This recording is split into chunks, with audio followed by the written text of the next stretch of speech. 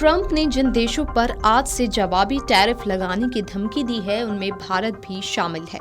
हालांकि कभी भारत को टैरिफ किंग और व्यापार के मामले में बड़ा दुर्व्यवहारकर्ता कहने वाले अमेरिकी राष्ट्रपति ने उम्मीद जताई है कि भारत अपने टैरिफ में कटौती करेगा।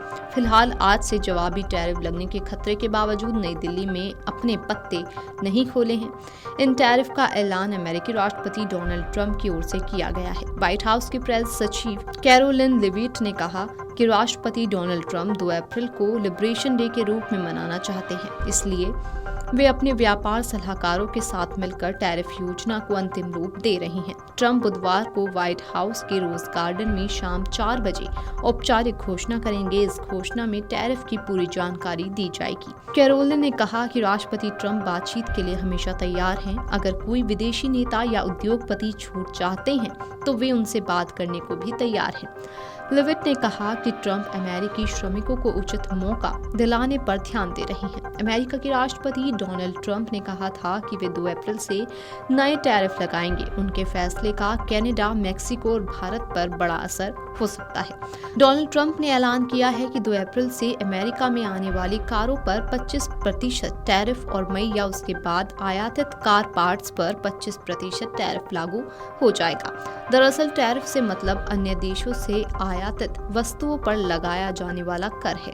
जब कंपनियां विदेशी सामान देश में लाती हैं तो उन्हें सरकार को टैक्स देना पड़ता है।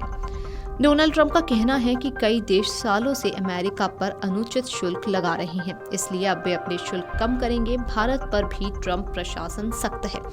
व्हाइट हाउस का कहना है कि भारत अमेरिकी कृषि उत्पादों पर 100% तक शुल्क लगाता है। इससे अमेरिकी उत्पादों का इन देशों में आयात मुश्किल हो गया है।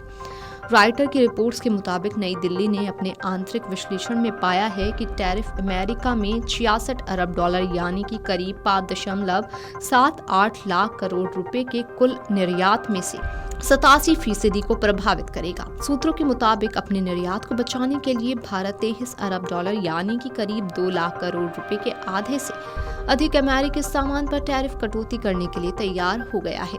भारत कथित तौर पर 55% अमेरिकी वस्तुओं पर टैरिफ कम करने के लिए भी तैयार है, जिन पर अभी 5% से 30% के बीच टैरिफ लगता है।